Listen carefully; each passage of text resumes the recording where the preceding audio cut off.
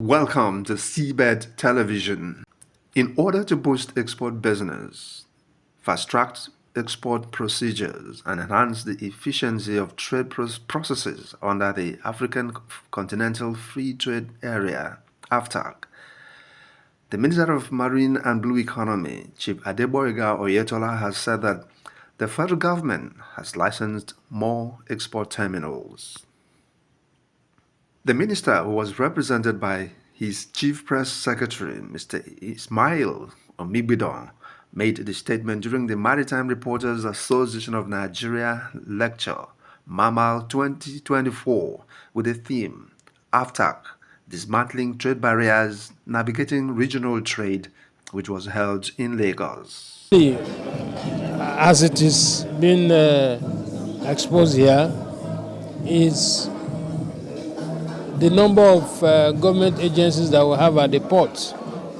And thankfully, part of the key performance indicators assigned by the Honorable Minister in the performance bond is to see how we can reduce the number of these government agencies. And I think work is going on as we speak. And one way to do that effectively is to ensure that the community port system and the single window come upstream. Once that happens, it will reduce the human-to-human contact. And those are some of the things that are causing some of these barriers and impediment. Earlier in a speech, the president of the Maritime Reporters Association of Nigeria, MARAN, Godfrey B. Vere, said to maximize the benefit of AfTaC, Nigeria must address critical requirements, including improved trade infrastructure, enhanced roads, transit trailer parks, and functional scanning facilities at the ports. 2. Efficient procedures, compliance with rule of origin, and streamline export processes.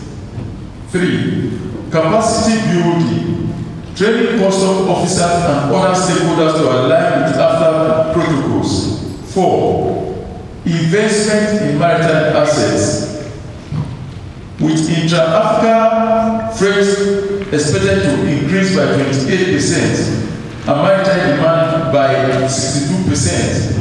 We need significant investment, including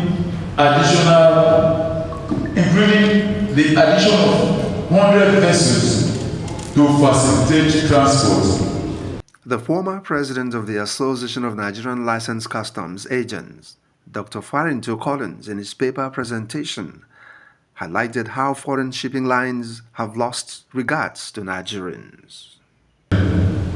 Recently, about 2 months ago, I was trying to export system seed, or what's it called, from Canada. And I got a supply to be given to somebody abroad. I wanted to do about 5 containers. And when I look at the cost of one container and FOB to the port, I was marveled. But that is not my problem. When I visited about 2-3 shipping companies to get freight rates, I was given $1,200 per TEUs, and I was ready to do business with them. But surprisingly, one of the staff who knew me and I come and said, don't try that because we just gave XYZ $800. I went and I investigated. Behold, the XYZ are foreigners, they are not Nigerians. So what it literally means that even before I ship my goods at all, I have lost about $400 or $500 to freight. As a businessman, I said, this is not going to work. There must be actual change on the issue of how shipping agents handle Nigerians. The Executive Director, Operations and Technical Services of Tantita Security Services Nigeria Limited, Captain Waredi Anisuo, spoke on alternative means of making revenue. Green energy to in the whole chain, in the whole export chain, production and export chain. That is what we mean by greening. So, and you get rebates for that. And sometimes that is where the carbon credit issue that I talked about comes from. It comes from greening of your product. And there's quite a lot going on there. A fair bit of Western country participators are making a hell of amount of money out of it. So we should really, really explore that bit. It will help improve our standing internationally as well. But there's a lot the maritime industry can do if you ask me, because, for example, if let us say that the ports authority themselves are able to dedicate a special area where they can generate electricity through wind or solar systems that can power even part or the whole of the port. Maybe ships can come in, and when ships come in, they can switch off their generators and use shore supply. That is part of the greening process, and the Nigerian Ports Authority can get carbon rebates, carbon credits on that, and be able to even exchange that for further development like automation and things like that, depending on the level they want to go. So that is another. The Customs Area Controller, Nigeria Customs Service of Tinkan Island Port Command, Dera Nadi, who was one of the recipients of the award at the occasion, also spoke. Because he didn't meet certain certification. Rather, tell the person to go and do the right thing. If we report that there is some reason why they rejected it, maybe the person didn't meet certain criteria that is beyond what is expected. So we should be very deliberate when we are reporting issues of trade in Nigeria. And we should also know that we are in a competitive world. But before I end this and answer the main question that brought me to this podium, let me ask a question. When you export cargo to another country, the remuneration that comes from it is so huge that many people don't even know that it is better to export than to import. Then the next thing is this argument about Nigerian cargo being lost to neighboring countries. And then the argument that they are not smuggled into the country. Again, I will rely on what Madam said. Who are those doing this? I think we should be deliberate in reporting this matter. I have challenged people before. If you think it is cheaper to clear cargo in our neighboring countries, go and live in that country and experience it real time. Some of the panelists equally aired their views.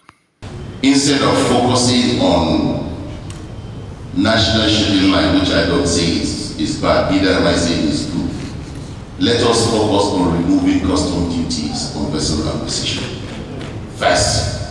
Then we can come to sit down with authorities and develop an SOPs on how they will work in the port. Some of us today ship through the aviation industry. Captain Waridi is an aviation expert there. Those people don't allow any authority to come and do nonsense in the environment. You have your laws, but they give you the SOPs.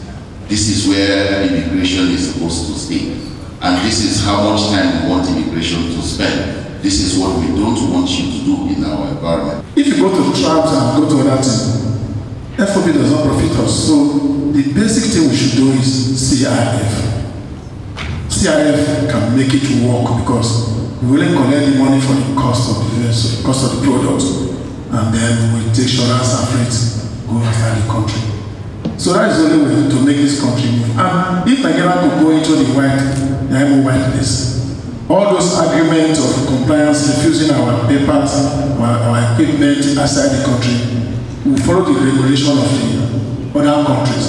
And every agreement, BITCO contract, all of them, we will save from this.